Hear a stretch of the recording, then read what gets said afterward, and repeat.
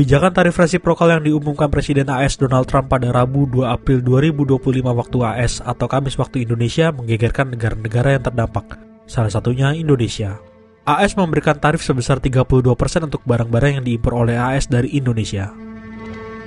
Direktur Center of Economic and Law Studies atau CELIOS Bima Yudhistira menyebut, penerapan tarif tersebut bakal berdampak pada barang-barang seperti alas kaki, pakaian jadi atau tekstil, besi dan baja, otomotif, serta elektronik.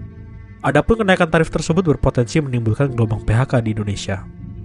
Nah, sektor-sektor ini sebenarnya sumbangannya kan cukup besar dari sisi penyerapan tenaga kerja. Jadi yang harus diantisipasi, misalnya pakaian jadi, kemudian alas kaki, itu ekspor tujuan Amerika cukup besar, terutama dari brand-brand internasional. Sehingga kalau terjadi kenaikan tarif yang mengakibatkan permintaan bisa turun, untuk pasar Amerika, maka imbasnya adalah penurunan order atau efisiensi terhadap tenaga kerja di Indonesia. Yang ini harus dimitigasi segera karena bisa menyebabkan efek dari PHK. Kekhawatiran yang sama juga dirasakan Kamar Dagang Indonesia atau Kadin. Dalam keterangan tertulis, Wakil Ketua Umum Bidang Perdagangan dan Luar Negeri Kadin Indonesia Pahala Mansuri meminta agar pemerintah bisa bernegosiasi dengan AS terhadap tarif tersebut. Pada 2023, komoditas elektronik menyumbang hingga 3,45 miliar dolar AS. Sedangkan garmen mencapai total 4,35 miliar dolar AS. Tak hanya sisi industri, kebijakan tarif ini juga berdampak pada pasar modal dan rupiah. Nilai tukar rupiah dan pasar saham yang kian lemah dikhawatirkan akan berada di ujung tanduk ketika pembukaan perdagangan pada Selasa 8 April 2025. Karena itu, efek yang harus diantisipasi tentunya adalah pelemahan nilai tukar rupiah.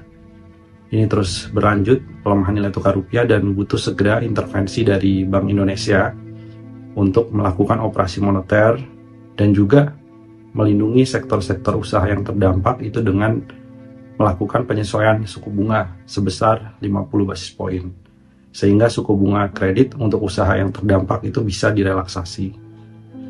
Terkait dengan sentimen di pasar modal, meskipun sekarang sedang libur, tapi ada risiko begitu pasar modal dibuka, investor akan melakukan flight to quality, mencari saham-saham di luar negeri yang lebih risiko rendah, mencari aset yang lebih aman, menghindari dulu masuk ke negara berkembang. Nah, ini tentu harus diantisipasi adanya aliran dana asing yang keluar dari pasar modal Indonesia, bahkan di pasar surat utang juga, dengan berbagai intervensi, termasuk kebijakan-kebijakannya harus kondusif, komunikasinya harus bagus, dan kebijakan-kebijakan yang menimbulkan kontroversi seperti RUU Polri, RUU KUHAP misalnya, itu sebaiknya ditunda dulu pembahasannya.